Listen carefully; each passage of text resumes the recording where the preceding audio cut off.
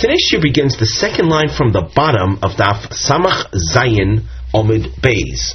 You'll notice a triangle around Rabbi Hanina. This is the last of a series of incidents of stories involving maisim that are associated with tzedakah.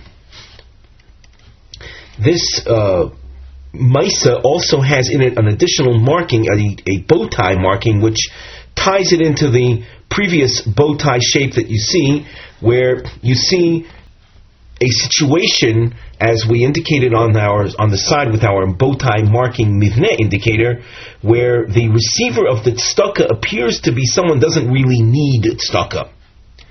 So Rabbi Hanina have hahu anyo dahave rogil lishturi le arba zuzi kol mali shabata.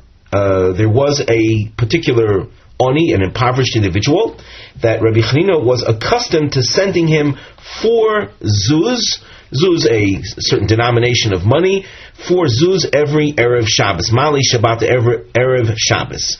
Yumochad, one time, Shadrinu Mihalei Biadavisu. He sent the money with his wife. In other words, Rabbi Hanina himself didn't go, but the wife went. Asoi, she came back, Omra lay, and she told her husband Rabbi Hanina, Lo tzorich, this man doesn't need your tzedakah. My chosses, what did you see? So she answers, Shami dahave koamri lay. I heard that in his household they were asking him, Bima ata so'ed. And the Gemara continues at the top of Samach Chesam and Aleph, Betoli kesef or Betoli zahav. What should we set up on the table? So'ed means eat. What kind of napkins do you want us to set out for you to eat with? With silver ones or with gold ones? Rashi says that the Toli Kesef is a reference to linen, white linen ones, or silken colored ones. What's described here is it's an individual that seems to be of financial comfort, to put it lightly. Tosfos points out at the top that in this story we don't see a reaction like we did in the previous story about a person that is overly mefunak, a pampered individual. Because in the previous story you were dealing with the issue of wine being used for ziluf on the ground, for keeping down the dust, as was the practice in those times with dirt floors. He apparently needed to have that wine fragrance, otherwise he wouldn't be able to function. That's a situation, an area in which pampering mefunok, extremely delicate individual, where that is a possibility, and therefore he really has to be catered to. Here you're dealing with something that's an objective sign of opulence, and hence this is someone that does not need tzedakah. The type of napkin one uses is not that type of thing that subjects an individual to excessive pampering or a sign of delicateness and as a result he needs this. Rather, if he's using these things, he is definitely a well-to-do individual. And now Rabbi Hanina goes on with a point, a long point. Omar Hainu di Omar Rebbe Ozer. With this type of situation, we can now appreciate that which Rebbe Ozer says. It's based on this that Rebbe Ozer says, Bo v'nachzik toiva l'ramoyin. We owe a debt of gratitude toward the phonies, the ramoyin, the tricksters. Shilmolei hein, if not for the fact that in the general public there are these kind of people, hayinu choitim bechol yoim, we would be guilty of sinning in the area of tzedakah every day. Rashi says on the second line from that, we have a tendency to walk by people that, let's say, they stick their hands out, they make themselves as if they're impoverished, and we don't pay attention to them. But now with this, let's say, awareness that there are phonies out there. It's this that causes us to walk by and not pay attention, with us thinking that maybe this guy's not for real. And since it's a reality that there are people out there that are not for real, so from this Gemara, it then would be, from Rabbi Ozer's comment, it would then be concluded that the fact that we walk by the poor man, we're not a sinner. Because if you did not have phonies out there, walking by a poor man, or let's say walking by a definite poor man, that, and not assisting him, not aiding him, that would be a sin. Shenamar, the pasuk says, "V'kara alecha el Hashem v'hoya b'chachet." He will call out to Hashem. He will complain, so to speak, to the Almighty how people don't help him, and that is your sin. But as we just said, with thanks to the fact that there are fakers out there, that saves us from being guilty of this particular sin. Of course, this is given a situation where you simply don't know the man's status. However, if there's someone that definitely needs assistance and you have the means, you have some wherewithal in order to assist him, that would be a problem. V'tani Rabbi Chia bar Rav midifti.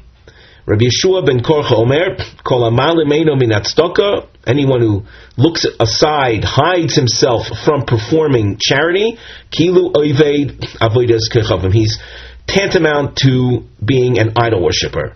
And this we see through a word comparison that's featured in the upcoming lines. Ksiv hacha, it says in this context, this is a pasuk from Dvarim Perek Tezvav pasuk Tes, which deals with the problem of the indigent, and one who hides himself from them, one who doesn't care for them, is considered being involved with a devar b'liyal. Uksiv hasam, and it says in the context of an idol worshipping city, what's called an ir hanidachas, yotzu anoshim b'nei b'liyal. There you see again the same expression of b'liyal.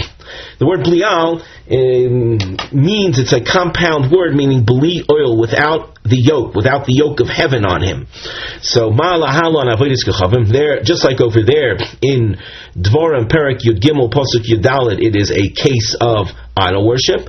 Af kan, so too within the context of hiding oneself from ignoring tzedakah needs, avodas kechavim, it's considered as if one is guilty of idol worship. Tanu Rabbanan, and here we have a source that views this same situation of phonies not from the public side standpoint, but from the phony himself. And you see that he is asking for trouble. One who does not need tzedakah and creates the impression that he does, the following source addresses that. So the Tonu Rabbanan Hamesames Eino, one who makes himself as if as if his eyes are blind, Vamatzves Bitno, and he inflates his belly, creating himself like he's a famished individual, and you have belly bloating, which is a sign of intense hunger. Vamekapeach es Shoko, one who creates this situation as if he is lame. Eino niftar min ha'olam ad shiyovo lidei kach. He will eventually experience these things in reality, and as he doesn't leave this world until he actually suffers from these things that he was feigning prior to this. Hamekabel tzedakah v'ein tzorech lekach. Someone who receives charity and does not need it, sofo einu niftar min ha'olam ad shiyovo lidei kach. At the end, he won't leave the world until he actually needs tzedakah. Tanan Hasam, ein mechayven oisoi limkor es beisoi ve'es klei tashmisho. The source says that we do not expect of a person who is in need of money to sell his house, nor to sell his vessels. In other words, it's true that a person is in a situation where he doesn't have money, And if he were to sell off his house, so he would have money. But we don't expect him to do that. The Gemara asks, "V'lo, is that really so? That we have no expectations in this area?" If someone doesn't have, let us say, he doesn't have cash, but he has golden vessels, he should sell the golden vessels and replace them with silver vessels, and with the balance, he will have the means of buying what he needs right now. So that before taking tzedakah, you do have to sell off your wares. Or if he was using silver vessels, he can sell them off and buy copper ones that are, of course, less expensive, and the balance of value that he receives in the sale, he will use for his own needs. And all this is before taking charity. So how do we resolve these two sources, where the first source says you don't have to sell your klei tashmisho, and here we see that you do? So we have several approaches to this topic. Number one, Amar of Zvid, lo kashya. There isn't any contradiction. Ha b'mita v'shulchan, ha b'kaisos ukaros. If you're dealing with a bed and a table, those items one would be expected to sell the more expensive version and buy the cheaper one. When it comes to cups and bowls, kosos karos, cups and plates, or cups and bowls, one is not expected to do so. The more asks, ma'ishno kosos karos delo. What is unique about cups and saucers that we say not necessary? The Omar mi'isili. The person can say, I find it unpleasant. Literally, it's disgusting to me to use the other kind. Well, mita v'shulchanami Omar. With regard to the bed and table, could he not also say lo makabel iluvoy? I can't withstand it. I'm used to this. I can't withstand using the other kind or the lesser kind.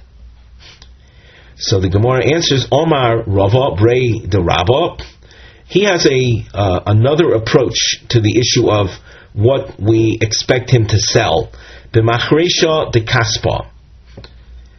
The term machresha is something that's if Rashi himself does not explain the word. So in following we'll say the absence of a Rashi explanation, one would ordinarily translate this word as a plow. In other words, someone had a silver plow, using a plow made of some other less expensive material wouldn't make one bit of difference to the individual. And that kind of vessel one would be expected to sell off. There's a commentary on the side that's quoted that Sachresha is a type of scrubbing, maybe scrubbing brush or something else that someone uses in a bathhouse, where he scrapes his flesh with this item. The lotion on the side is megardin bo beves hamerchotz. One megardin legared is to scrape or to rub with this in the bathhouse. So it's a type of vessel apparently that, using a lesser valued vessel that accomplishes the same ends, would make no difference to the individual. So we would expect him to sell the machresha de kaspa to buy a lesser kind of machresha. And number 3, Rav Papa Amar lo kashya. There is no contradiction between the two sources above. Kan kodim shiyavo lidei giboy, kan la'achar shiyavo lidei giboy. The word giboy means from the word goveh, to be collected from. If it's a person that, let us say, simply when he is taking the charity, he has vessels, but he doesn't have, and when he is taking the charity, he doesn't have any cash. He really needs cash for his purchases of food, his immediate needs. He doesn't have cash for his immediate needs. So a person like that is called Kaidem Shiavli De Giboy. So he does not have to sell off his vessels. However, there are people that will ask for money that right now have their own funds. They don't need to take the money right now. And yet they do. people like that take money when they don't have to, they in effect are going to owe that money back to the public funds. They are going to be collected from. Well, people like that, who put themselves in the position by taking money they didn't need to take, and thereby incurring a debt to the public funds, they are going to be expected to sell off their wares, as was mentioned above. And now we take a look at Rashi to see this explanation. On the upper part of the narrow lines, Kan Kodim Shavlu De Giboy, Hadis Nan Ein Mechayiv, in that which we said you don't have to sell off your wares.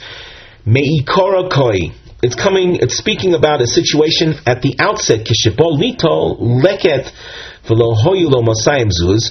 Leket is one of the forms of agricultural tithes that are left for the poor. So when he's coming to collect the leket, the poor man's tithe, and he didn't have 200 zuz, he didn't have that amount of money, which by having less than 200 zuz, you are thereby entitled to take the leket. A person might have had, let us say, he had in his possession 199 zuz. Well, at that moment, he's entitled to take the poor man's tithe. Had he sold his klei tashmisho, hoya masig lo mosayim zuz, it would have put him over the minimum amount, and he would have been able to, he would then not have been allowed to take the leket. Nevertheless, ein mechayven oso limkor. If right now you don't have 200 zuz, you don't have that in your savings account, we do not expect you to sell your wares in order to put you over that minimum amount to thereby deprive you of the leket. So regarding a person like that has 199 zuz or less, we don't expect him to sell his wares. The source that says we do expect him, as we saw, to sell off his more expensive wares and replace them with cheaper ones. What does that mean? After this guy brought himself to that, Bezdin will then insist that he sells off his wares. The individual, before he took the tithes or the charity, he had 200 zuz. And he took anyway leket shechopeh, the different types of tithes left for the poor. And then it was discovered that he was a man of means. When we say a man of means, it means he had 200 zuz, and thereby ineligible for taking the leket shechopeh, and he did anyway. Based in boyin v'goyven heimenu, the court will come to collect from mashen notal, that which he took, we'll say illegally. Ve'im ein lo kedei l'shalem, and if he doesn't have the means of compensating Bezdin for that which he took, mocher klei tashmisho hayikarim u'mishtamish bepchusim, that kind of person is expected to sell off his wares and use and buy cheaper ones. Before we continue with the Mishnah, let us just make a general remark regarding charity and the issue of the fakers, and basing ourselves on a Gemara in Maseches Avodah Zorah, if I'm not mistaken, that one, being that there is this concern of fakers out there, one is obliged to seek out we'll say a charity fund where the one in charge of it is very responsible, and he will screen out the fakers, the phonies, and thereby ensure you that when you are giving to that fund, it will go to those who are truly needy. So that's our individual obligation to give charity, but to a charitable situation, a charitable need concerning which you have a sense of, you have a type of guarantee that it's going to go to those that are truly in need. Before we continue with the new Mishnah, we have a general topic heading on the side of the Gemara. They call this a nosei klali, klali being a general topic heading. And we also indicate that this goes till Samach Tes Omid Beis. We have a rather long topic ahead of us. Gvias Parnasa, what you call Nedunya or Isur Nichsi. It's a collection of funds in anticipation of an orphan girl's marriage.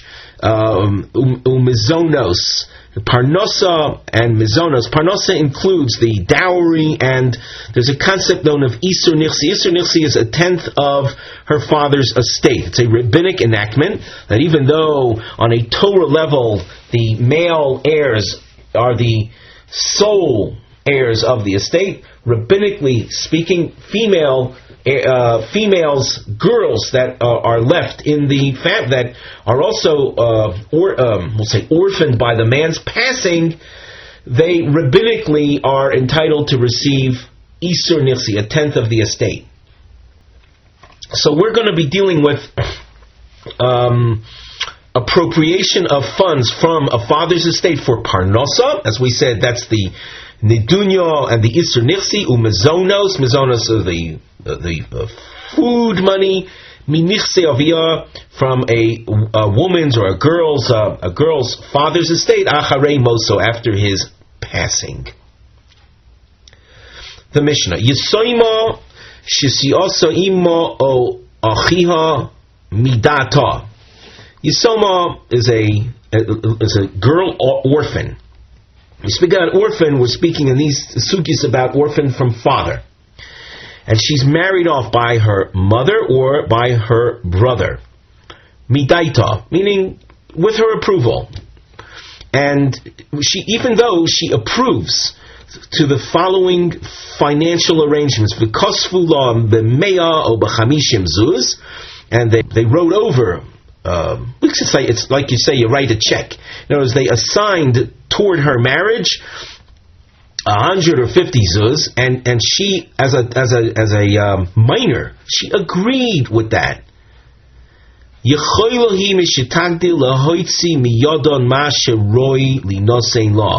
When she reaches adulthood, when she goes over 12 years of age, which is halachically speaking a gedola, she can extract from them that which is fit for her. And that is a reference to the Isur Nechosim, that and Rashi points that out, the 1/10 of the estate.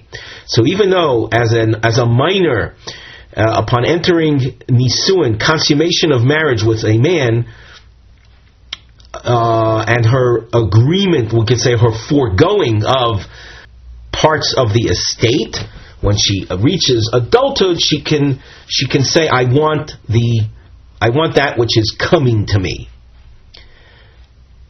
Very simply put, the forfeiting, the mechila of a minor, ein mechilasa mechila, as Rashi terms it.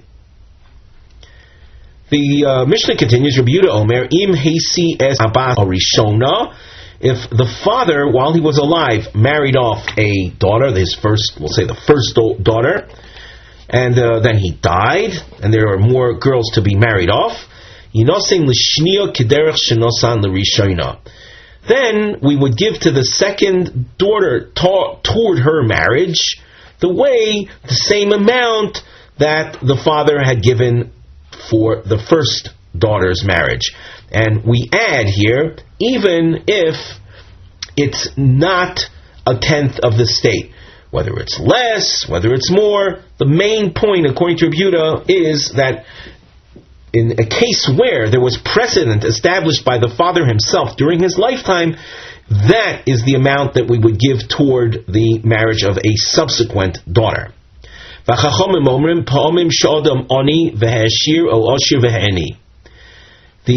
terms oni and oshir are terms that will wait for the Gemara to explain. Because they literally mean that sometimes a person is poor and becomes rich, or he's rich and becomes poor, but again, that's just a literal translation. We have to leave room for further interpretation. So sometimes you have this change in status, and therefore you can't rely on on father precedent. Elo shomin es hanechosim v'nosnim law. And as a result, we have to assess the value of the estate, and in accordance with the assessment, provide for her. On the side of the Gemara, we have the Nosei topic heading, Dino Shel Shmuel, Kishimasian, that means the law of Shmuel, Kishimasian es hayesoima v'roitzim likboa kamo loseis l'nedunya, when an orphan girl is being married off, and we want to establish how much to give toward her dowry, Shomin be'av, kamo ho'av, im hoya b'chaim, how much would the father, if he were alive, hoya nosei law, what would he give her? The Gemara, Omar Shmuel, Lefarnosa Shomin Bav.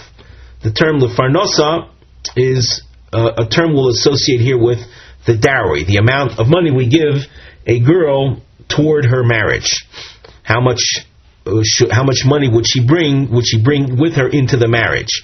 So how much is it? If the father is not around to himself give the money. So Shomin Bav, we make an assessment in accordance with the type of man that father had been. Was he a generous type individual, a magnanimous type individual, or a miserly type person?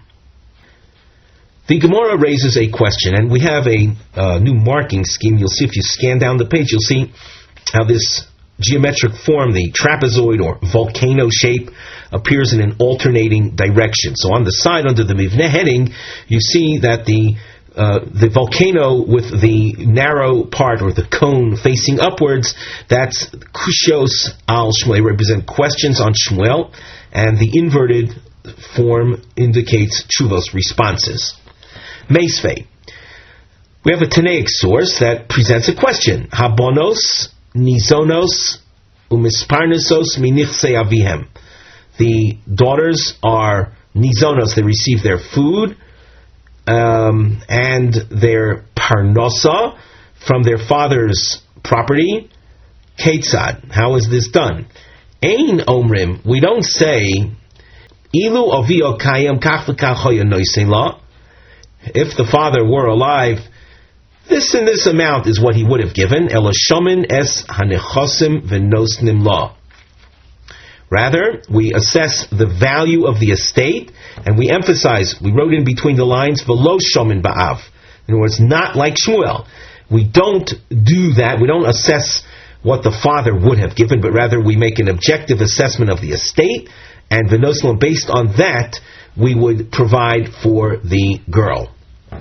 My lav parnosas habal. Now, we had dashed underlined the word umisparnesos, and we hesitated in translating that, and because right now we want to assume, in order to formulate the question, that it means the nedunya, the dowry.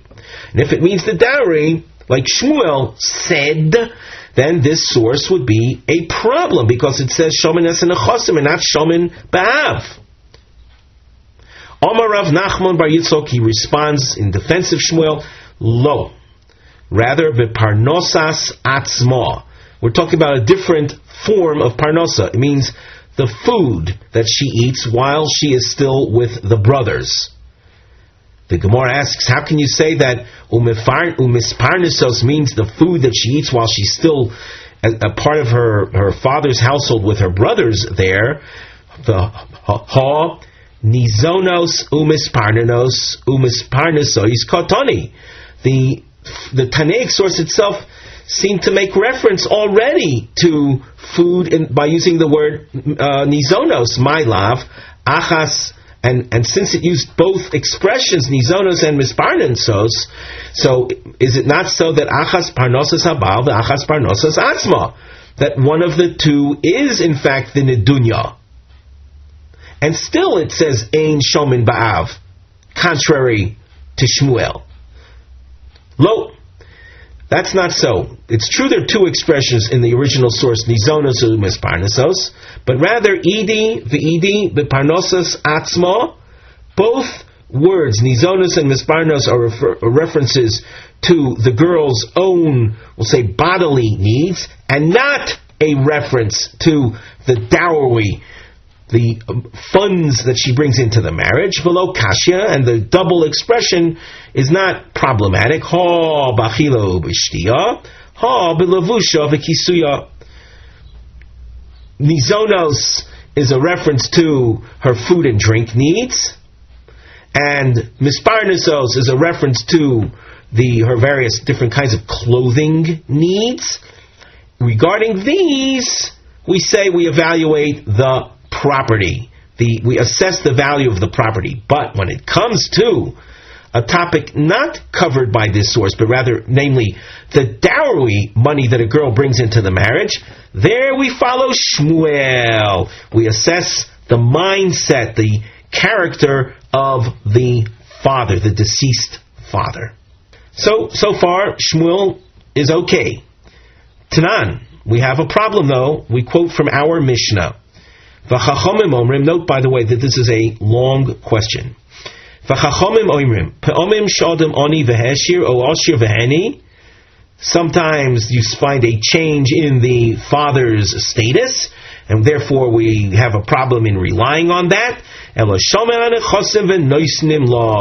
Rather, in order to determine how much is to be given, we evaluate the estate. We assess the amount the estate is worth. My oni umay oshir. What do those words mean? Those very words that we hesitated in explaining before. I nemo oni equals oni benechasim, oshir equals oshir benechasim. If you say that the words are to be taken literally, poor meaning poor in terms of financial status, rich in terms of financial standing, and with that in mind, we have to then go back to the earlier part of the Mishnah and see what would the other opinion say. Michlal, the Tanakama Sovar. Would you say that the Tanakama also holds afilu oshir veheni kedemei ikora yahavina law? According to the Tanakama, we saw the Tanakama, let us say, the earlier Tanaic opinion.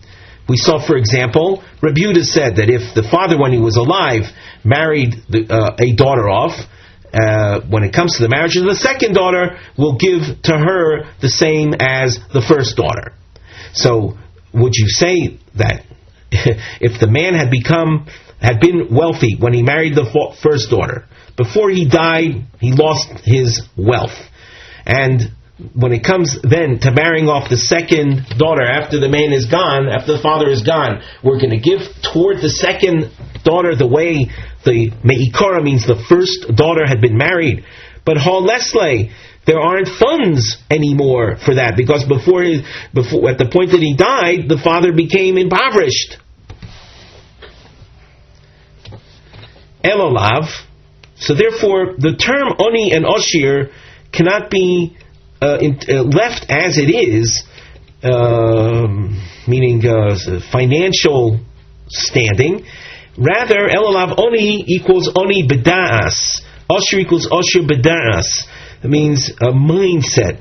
Oni would mean a miserly type individual, and oshir meaning wealthy, meaning a benevolent or magnanimous type mindset. Vikotani shomin es hanechosim v'nosnim law. By the way, we should look at Rashi. Oni bedas ein bedaito litain law nedunyas oshir elo nedunyas oni. So the Chachomim had said sometimes a person has this kind of feeling about him and to give little, and sometimes a person has a change of mind, or is whatever, some type of internal psychological change causes him to give a lot. So you can't determine what the father would have done, because the father himself vacillates. A person vacillates. So in order to determine how much we shall provide the girl, the Chachomim said, Shomin es hanechosim v'nosnim law. We assess the estate, how much it's worth, and in accordance with the value of the estate, we'll provide the the girl. Alma, what do you see from all of this? Lo azlinon basar umdina. We don't follow the assessment. Umda means an assessment of the father. In other words, imagining what the father would have done. Utyufta the Shmuel, and then this would represent a refutation of Shmuel. Shmuel said, we evaluate the father, we assess what would he have done. And here you say we don't do that. The Gemara responds, Hu de Omar ke Rabbi Yehuda. Shmuel follows the Tanaic opinion of Rabbi Yehuda. Disnan, Rabbi Yehuda Omer, im heisi bas harishona, inosein l'shniya kederech shenosan l'rishona. If the father had married off a daughter, and by having married her off, we see what kind of person he was. When it comes to marrying off the second daughter, we follow the Av, we follow what he had done, what type of precedent he had set up. And the approach that Rabbi Yehuda mentions is therefore the basis for Shmuel, namely, evaluate the father. What would he have done? The Gemara asks, V'neimo halacha Rabbi Yehuda. Why doesn't Shmuel simply say, instead of leparnosa shomen ba'av, which is what Shmuel said at the opening of the Gemara, why doesn't Shmuel say, the halacha follows Rabbi Yehuda? Answer, I Omar halacha Rabbi Yehuda, had Shmuel stated that the halacha is like Rabbi Yehuda, have amina, I would have thought, dafka hesia, the goli daite. I would have thought that the idea of following the father is only when the father had actually married off a daughter, where he revealed himself in a concrete fashion what his thinking was. Avolo hesia, if you have a situation of a man that died without actually having married off any one of his daughters, lo, I would have thought that that concerning that, Rabbi Yehuda wouldn't have said what he does. Komash Malan Taima de Rabbi Yehuda. So Shmuel is revealing to us the underlying reason behind Rabbi Yehuda. Dazlinon Basar Umdana. What led Rabbi Yehuda to say that if the father had married off the first one, if he had married off a first daughter, giving her X amount of money, the underlying and using that as the basis for the subsequent daughter marriages when the father is no longer around. The reason behind Rabbi Yehuda is that we follow his mindset. Lo shna hesia v'lo shna lo hesia, making no difference whether there was an actual demonstration of his mindset in concrete terms by an actual marriage having taken place, nor if there was not an actual marriage that had taken place. We analyze the kind of man he was. It's true that it's easier for us to conclude that if he had actually married the girl off, but it's not that we're simply making what we would in the old days we would call a carbon copy, that we're simply or cut and paste of what the father had done because of an actual precedent, but rather it's a function of our looking into the kind of person he was, making no difference whether he actually had married a girl off or not. That which the source had mentioned in Rabbi Yehuda's name, married off, that he had actually married off, the example cited in the context of Rabbi Yehuda enables us to see how far the Rabbanan who argue on Rabbi Yehuda go. Even though you have a man that had married off his daughter, revealed the kind of person that he is, Lo azlinon basar umdana. The Rabbanan who argue with Rabbi Yehuda, they will not follow evaluations. They insist on assessing the estate. So with this explanation, we can see that Shmuel, who said Shomin Ba'av, is based on the Tana Rebbe Yehuda. Rebbe Yehuda, he is the one that says we evaluate the kind of person the father had been, regardless of whether the father had actually married off a daughter or not. We look into him as a person. Was he a magnanimous type individual or a miserly type individual?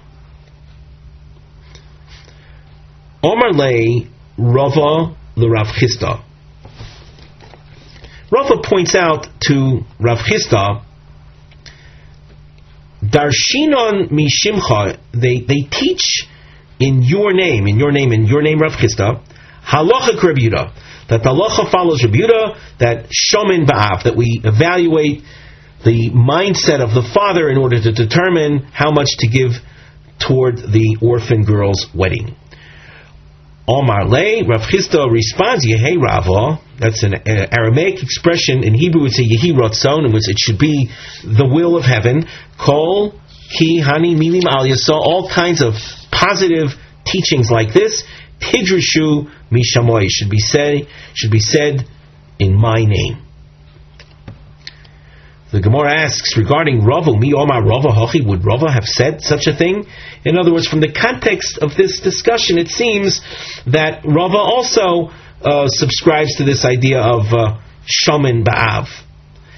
V'hatanya, but we have learned in the following source, Rebbe Omer, Bas Hanizoines min ho'achin, a girl who is an orphan girl. She's supported by the estate inherited by her brothers. Noiteles Isur Nechosim. She receives, toward her marriage, she receives 1/10 of the estate. Simply put, we're not Shomin Ba'av. Yoma Rava Hilchasa Karebi, and Rava himself rules like that. So a moment ago we got the impression that Rava holds like Rabbi Yehuda Shomin Ba'av. Here we don't see that. We see Isur Nechosim, 1/10 of the estate. That's an objective standard, not a function of Shomin Ba'av, assessing the father. Lo Kashya. There is no contradiction in presenting Rava holding both of these opinions. Ha de amidnei, ha de lo amidnei. The word amidnei, like the word umdina, which is shamin, means evaluated. Ha de amidnei means where we know we had evaluated and known the father's mindset. Where we knew his mindset, we knew the kind of person he was, so then you would follow the that would be like Rabbi Yehuda had said. Ha de lo amidnei, if we have a situation where we didn't know the kind of man he was, then in the absence of knowing the kind of man he was, we would do the Isur Nichsi. So that Rebbe's ruling that Rava subscribed to is a case where lo amidnei. Rashi adds, for example, the man lived far away, didn't live amongst us, and we never really got to know who he was, what kind of person he was. Was he a vatron? Was he a magnanimous type person, or a kamsan, or a miserly type person? Hachi nami mistabra. This approach is also likely that where his mindset was known, Rebbe himself would say shomin ba'av. The Amar of Adabarava, Maise v'nosan lo Rebbe, echod mishnei mosor b'nechosim. It was an incident that Rebbe provided for an orphan girl 1/12 of her father's estate. Now 1/12 is not Isur Nechosim. Isur Nechosim, that we saw the line before in Rebbe's source, is 1/10. So Kashyon Ahadodi, would you say that these two records of Rebbe's ruling are contradictory? No, elolav shmami. No, rather we have to conclude ha de amidnei, ha de lo amidnei, where the father's mindset was known to us, And in the case where Rebbe gave a 12th, we knew that that's what the father would have given. That amount, the 12th of the estate, or the value of a 12th of the estate. And where Rebbe said Isur Nechasim, that's Ha de Lo Abmine. That's a case where it was not known, and where it's not known, so we follow we'll call it the rabbinic enactment of 1/10. Shma Mina. So this is conclusive. This point of our original resolution of Rava is conclusive. Gufa. We now present the Tanaic source cited above in a more complete fashion. Omar Rebbe, Bas Hanizoines Mino Achin, Noitelas Isur Nechasim. A daughter that's being supported by her brothers. In other words, she is an orphan. Her father passed away. She's drawing her support from the estate. When she is to get married, she receives 1/10 of the estate. Omru lo leRebbe. The Rabbanan asked Rebbe, Lidvoracha, according to you, min sheyesh lo eser bonos uben. Imagine a man died leaving 10 daughters and a son. Ein lo laben b'mokli bonos klum. Is it so that the son will get nothing in the presence of these daughters? If one daughter gets 1/10, 10 daughters get 10 tenths. That means all of it. To the girls and the son, they're getting nothing. Omar lohen kach ani omer. Rebbe responded and said, thusly I say, Rishona noiteles isur nechasim. Now, the thinking right now, Rashi explains that this is the salka daitin, this is the initial thought. The Gemara will change it though. The thinking is that the first girl to get married, she'll take 1/10. Shnia b'ma shishayra. The second girl will take that which remains. In other words, 1/10 of that which remains. So that if the estate was worth $100, the first girl would get $10.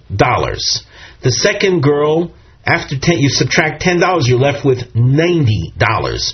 So the second girl would get $9, leaving a balance then of 81. Ushlishis b'ma shishayra. And the third girl would get that 1/10 of that which remains. So that if $81 had remained, she would get $8.1.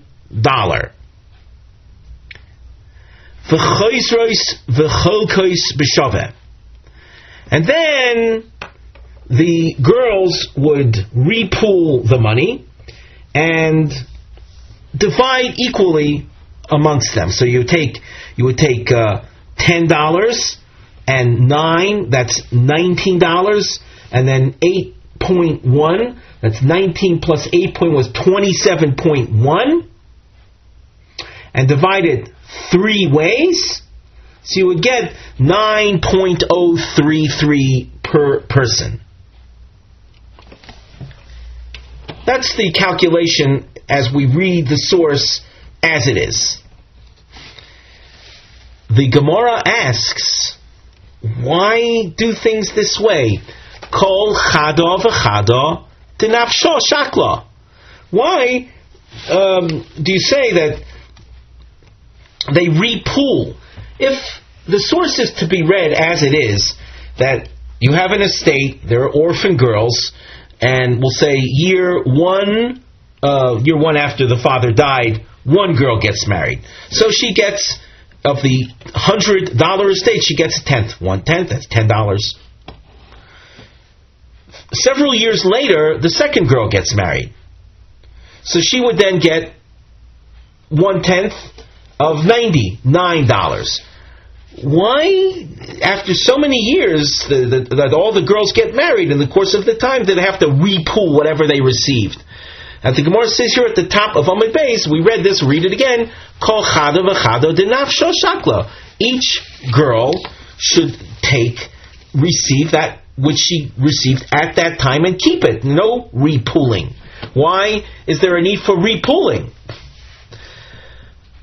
The Gemara says you're right. Hachi komar, you have to understand the source thusly. Imbo kulam linose ka'achas cholkois b'shave. If you have a family situation like that, where after the father died, all the girls end up getting married at the same time, then the method of distribution of funds would be, as we said initially, each one gets a tenth of that which remains, and then there would be a repooling. The Rashi says at the top, Kol chada v'chada denafsha shakla. This was in the question. Shouldn't each one just get what they got at the time they get married? The Chachamim tiknu lehem nedunyas nisuin isur nechasim. The Chachamim established that an orphan girl that gets married, she gets 1/10 of the estate. Vanises Rishon zochsa beisur shebefoneha. The first girl to get married, she duly receives 1/10 of that which is in front of her, and at that point there was $100 estate. She gets $10. Why would one think shuv b'shava? That is, why should one think that there should be a subsequent repooling of the funds? So we said that that's correct. There is no repooling of the funds under circumstances like that. Rather, Rashi continues, if the girls came to get married at the same time, then there is this method. There isn't any girl that has first cracks. Hilkoch bishvil haroi lishoy lifnei haben. Because in this case we have, let's say, 10 daughters coming to get married at the same time. In order that something should be left for the son, then we go with that method that we mentioned, that the first girl gets a 10th, the second girl gets a 10th of that which remains, and after each girl got a 10th of that which remained, they repool, divide it out, and that way something will be left for the son. If there was 100 mona, we said $100. The first one would get 10 monim. The second one would get 9 monim. Vashlishis shmoine mona v'isur shel mona, 8.1 mona. V'chein kulam k'dei levar yerushas haben. V'chein. Now this method of taking a 10th of the balance, that will always be a balance, and that ultimate balance will be the amount the son inherits. And the girls that are coming to get married at the same time will then repool their tenths, their respective tenths, and then divide equally amongst themselves. We continue in the Gemara on the third line from the top. Messiah lei l'Rav Matona. This supports the approach of Rav Matona.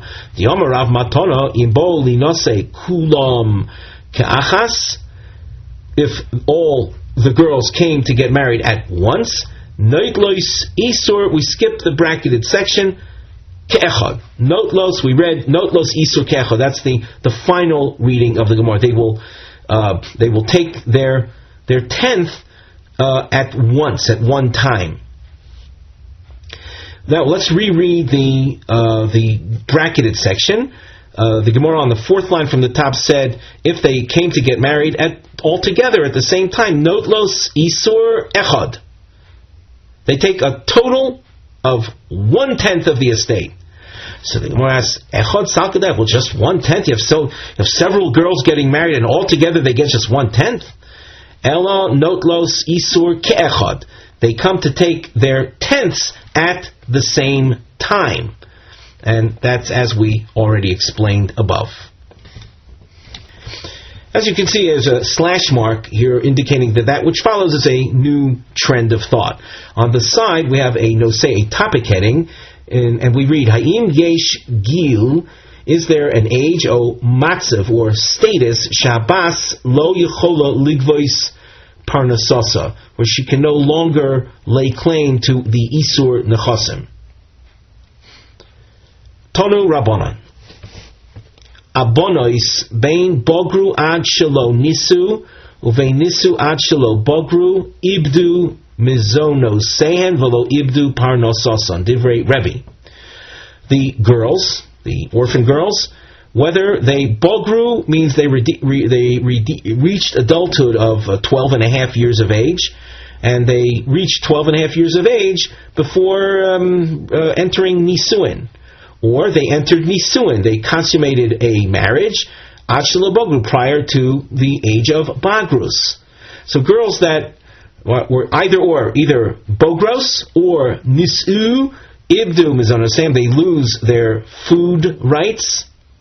The lashon, the text of the original ksuba had stated, in other words, the ksuba of their father with their mother had stated that I will support the girls until they reach bagrus or until they are married off.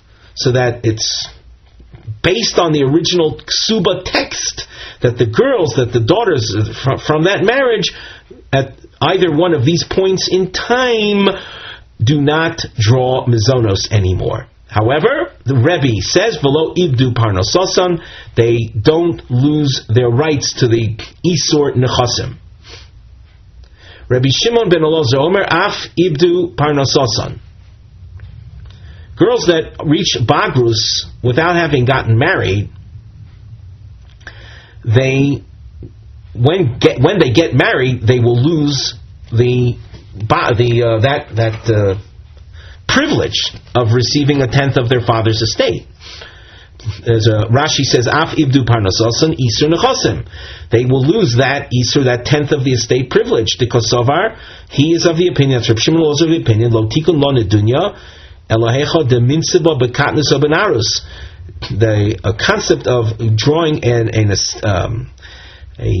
dowry from an estate toward marriage is only with regard to minors or narus. Narus are girls up till between 12 and 12 and a half.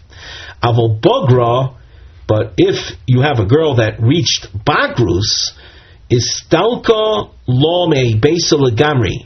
She is completely removed from that household. V'chein nises benarus. Likewise, a girl that entered nisuin as a nara, hayol ugedoyla he v'nisratzeitz, since she entered the marriage without demanding the isur nechasim, and she nisratzeitz means she willingly forfeited it. Ibdo parnosasa elama sheposku avol nises bekatnus lo polig. However, if you have a girl that gets married as a minor, there you'll find no argument. Let's continue in the Gemara. Keitzad hein oisais, according to Shimon Elazar, girls realize that if they reach bagrus and have not yet got married, so they won't get their isur nechasim. So what I dare say trick? What do they do so as to not lose the parnasa? Sochros lohen bailim umotziin lohen parnasasan.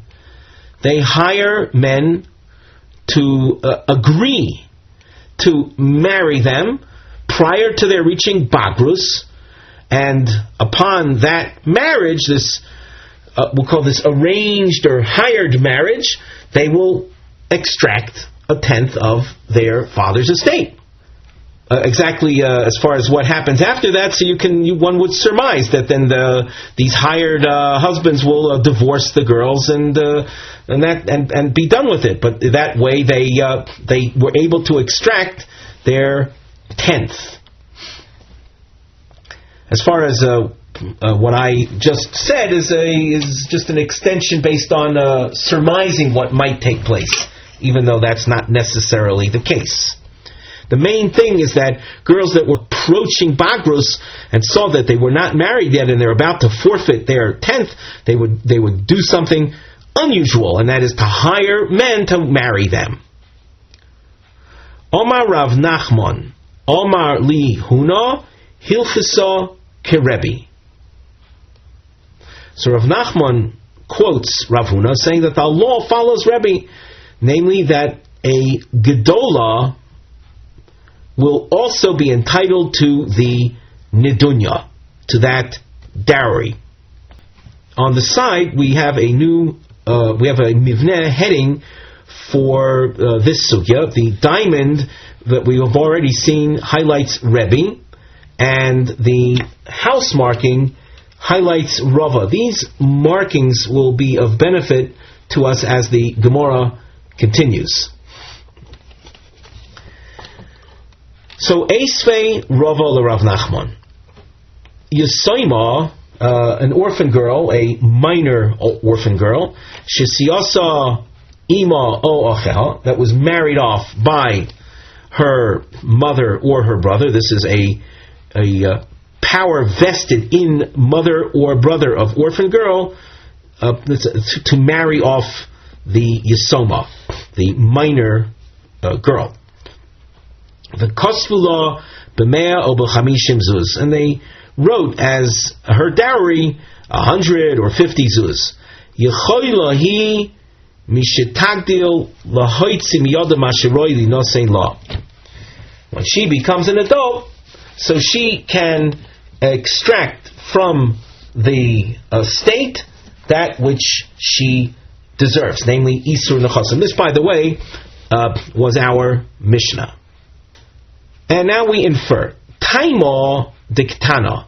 This idea that the girl is entitled to extract from the estate the Isur Nechasim is because she was married off as a minor. Ha Gedola Vitra. However, if you're dealing with a Gedola, she would forfeit. Well, that is like Reb Shimon ben Elazar. That's not like Rebbe. So that our Mishnah, which is we'll say a Stam Mishnah, that section of the Mishnah has no name associated with it. It would appear to be authoritative. It's therefore a problem that's Rav Nachman's ruling. Rav Nachman ruled like Rebbe, and yet here you have a Stam Mishnah, an unnamed Mishnah, which, as we say, that carries with it authority, which reflects the opinion of Reb Shimon Elazar, not Rebbe. Loi kashya. There is no contradiction here. In other words, ruling like Rebbe and accepting our Mishnah. Ha de machoi, ha de lo machoi. That which Rav Nachman said, like Rebbe, that the Gedolah, the adult girl, does not forfeit the Isur Nechasim, that's de machoi, where she literally protests, where she insists on receiving it. The inference that we made from our Mishnah that Gedola Vitra, that the Gedola would forfeit it, is Delo Machoy, where she kept quiet. She didn't say anything. She didn't insist on her receiving that balance. Hachi Nami Mistabra. This approach, this resolution of Machoy versus Machoy, that will make a difference, is also likely. The in Cain, if you don't accept this distinction, then Kashio de Rebbe ad Rebbe, you'll find an internal contradiction within Rebbe. The Sanya Rebbe Oimer. Notice the diamond again. This is here to enable you to associate the statement here with that which was above. So it says here, Rebbe Oimer Bas Hanizonis Mino Achim Noitelis Isur Nechasim. A girl that is being supported food-wise by her brothers. That tells us something. That tells us you're dealing with a ketana. You're dealing with a minor. It says she is entitled to the Isur Nechasim. Upon her marriage, she gets a tenth. Nizainis in, she'ena nizainis lo. Now, nizainis means a ketana is entitled to the Isur Nechasim.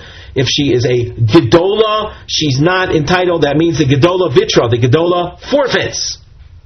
But above where we saw Rebbe in a diamond, he said, Lo yivdu parnasasan, ela lav, shma mino. Rather, in order to resolve what otherwise would appear to be a contradiction, you have to say ha de machoi, where she insists, where she verbalizes, she vocalizes, she protests that she wants that Isur Nechasim, then that's the Rebbe above, that lo ibdu parnasasan.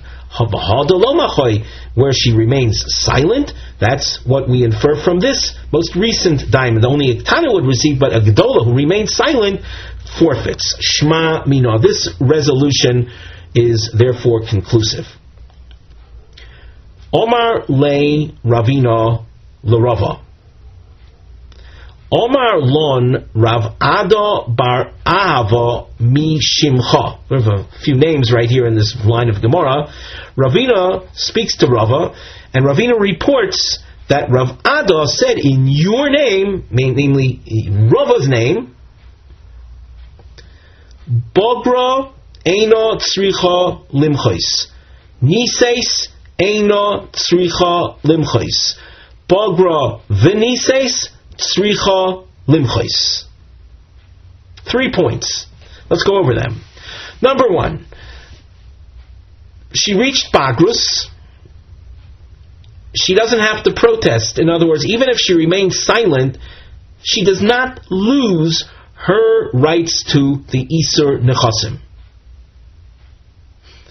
If a girl is Nises, she does not need to protest.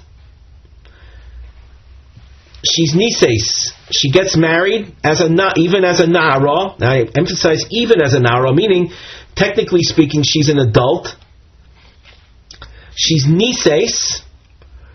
Even if she is a Nara, she does not lose her Isur Nechasim.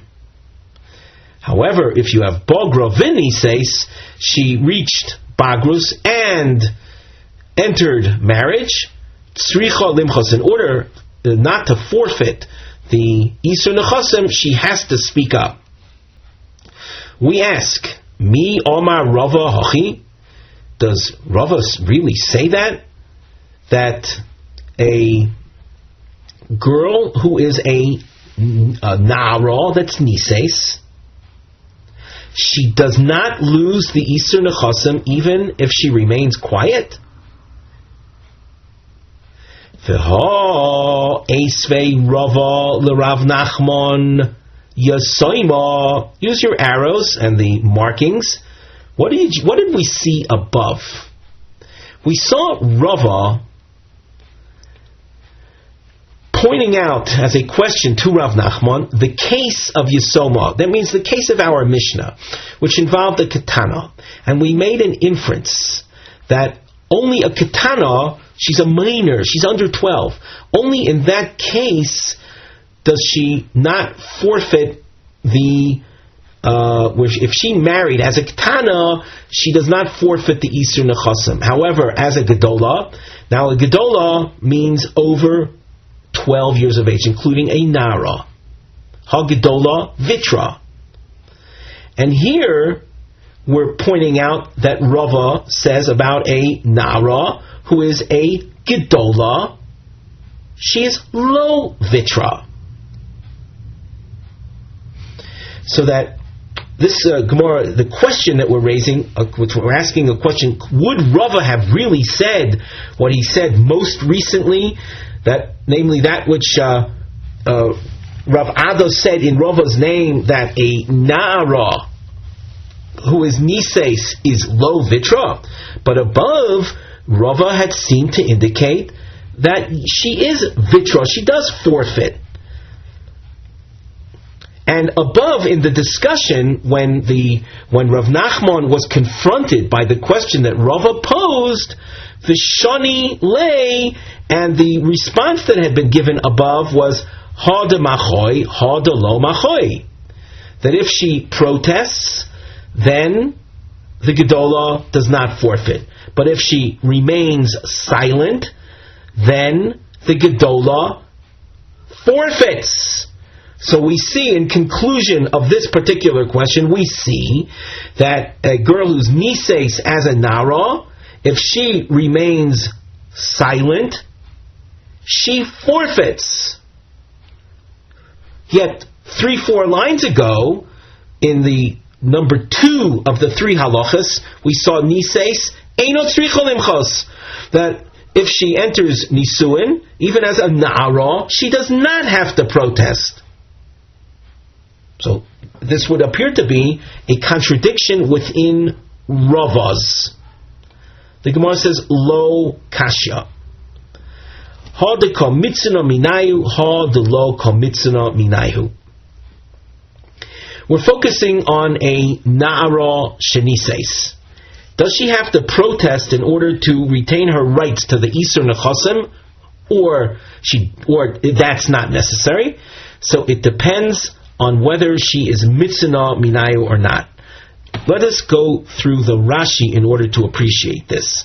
Rashi, just across from here, a line or two down, you see a triangle. Ha dioma rava nises benaris eina tzricha limchos. A girl who enters nisuin as a nara doesn't have to protest. She's entitled to her isur nechasim. Kigon de komitzina minayu lachar shenises. This is a situation where she's receiving her food support from the brothers, from that very estate, after she entered Nisuin. The Mishum de Komitza Minayu Hu de Koshaska Velo Mochla Parnasasa. Because she continues to draw support, Mizonos support from them, it's not comfortable for her. In Hebrew, they use the expression Lo Naim. It's not a pleasant, it's an uncomfortable situation for her to insist on receiving even more. After all, she is being supported by them for food support at this point in time. She's a Nesua, but she's still a Nara, and if she is still drawing her food support from them, don't expect her to speak up. So therefore, her silence is not indicative of forfeiting. Her silence is simply because it's uncomfortable for her to speak up. Therefore, in a case like where she's mitzinof, word mizonos, she's receiving support from them, her silence is not forfeiting, so she's still entitled to it. Rashi continues, the next triangle, and there, that which we inferred from our Mishnah, we'll say the first Rava house marking, that's the case above where we inferred that if she is a Gedola, she loses out. That's the low komitzino. She is a Nara that entered Nisuin, and she's not receiving support from the brothers anymore. So there's no reason for her to remain silent. There's no issue of comfort anymore. Therefore, if she wants to get that Isur Nechasim, she would have to speak up. As you can see, there's a slash mark indicating that which follows is a new trend of thought. Omar Rav Huna, Omar Rebbe, Parnosa Eino Ketnai Ksuba. Parnosa, Rashi says, a reference to the Nedunya, the dowry a girl brings into marriage, is not treated like Tnai Ksuba, the Ksuba conditions. The Ksuba conditions referred to here is the support that orphan girls draw from their father's estate. The Gemara now asks, "My Eino Ketnai Ksuba." When Rebbe says, as Rav Huna quotes him, saying that the Parnos is not like Tnai Ksuba, what do you mean? What halachic ramifications does that statement have? And notice you see triangles on the side of the Gemara. We have a nosei mivneh heading. The triangles represent shlavim. These are stages. Bebiru pirush hadin shel Rebbe the Parnosa Eino Ketnai Ksuba. What did Rebbe mean by that? So we go through several stages. Number one, if you were to say De'ilu Parnosa Tarfo mi Mishabdi Utnai Ksuba Lo Tarfo mi Mishabdi, that Parnosa, for the Nedunya payment to the girl, we can collect from Mishubadim. Now Rashi adds here mi Mishabdi Sheshibdu Achin V'lo Sheshibeit Ha'av. That which properties that the brothers had sold off, properties from the estate that the brothers had sold off, not that the father had sold them off. If that's what it means, that the Parnosa can collect for the dowry purpose, we're able to collect from those properties, and for the Mizonos we cannot collect from those properties. My Komash Molon. What is the big news that Rebbe is revealing here? Ha Maise B'chol Yom. It happens every day, meaning it's Poshit. Motziin leparnosa ve'ein motziin lemazonos. It's very well known that for the parnosa, for the dowry, we will collect from those properties that the brothers had sold off. And for mazonos, we do not collect from those properties. Rashi points out general background, but it's important information. Lo tarfa mi meshabdi, afilu shibdu achin. Even if the brothers had set up those properties as a source of collection, and then source of collection, my understanding is for the mazonos, for the girls' food allowance, it still is not going to be effective. Desnan, the Mishnah in Gittin teaches, Ein motziin lachilas peros l'shvach karkois l'mazon ishva bonos. We don't collect for these different kind of payments. We don't have to explain each one, but do note mozon habonos is featured here.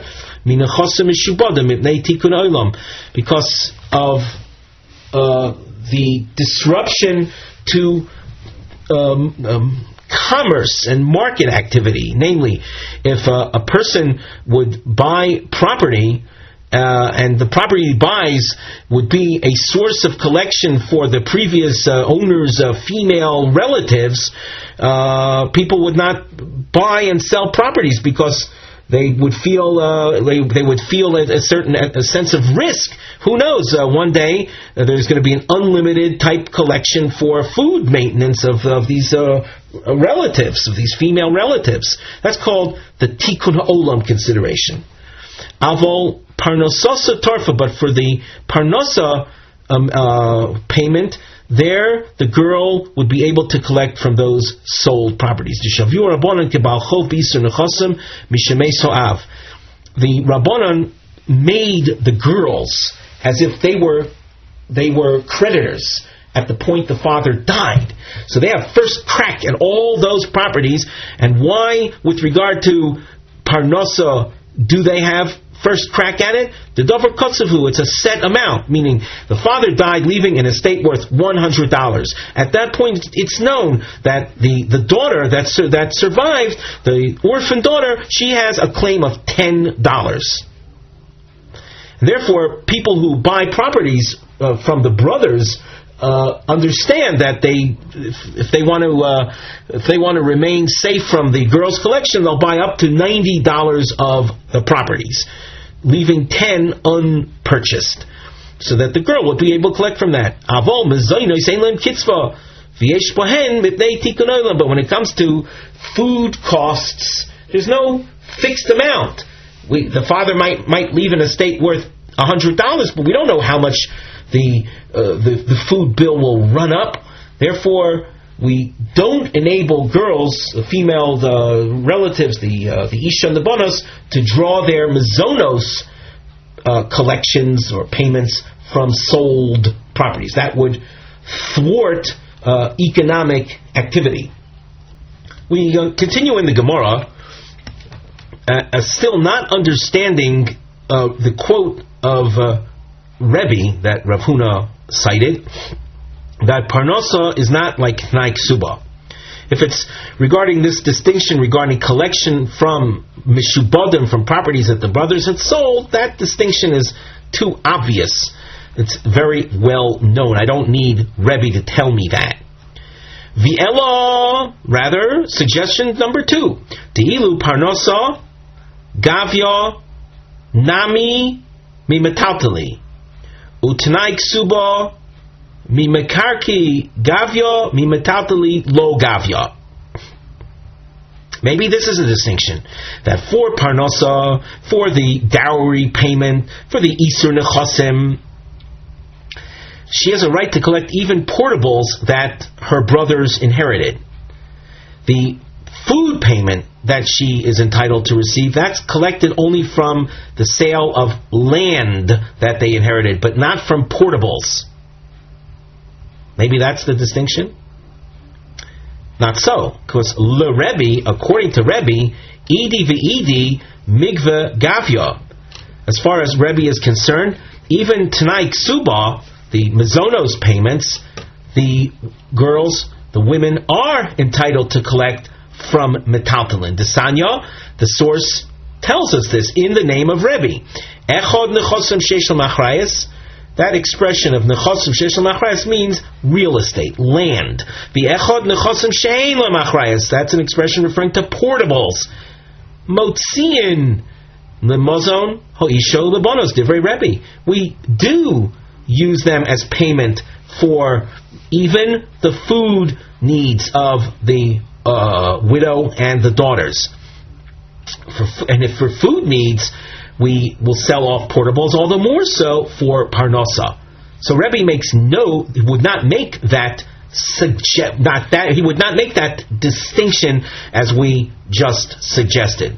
So we still don't know what was the distinction that Rebbe made, as quoted above, that parnasa is not like Tanai Ksuba.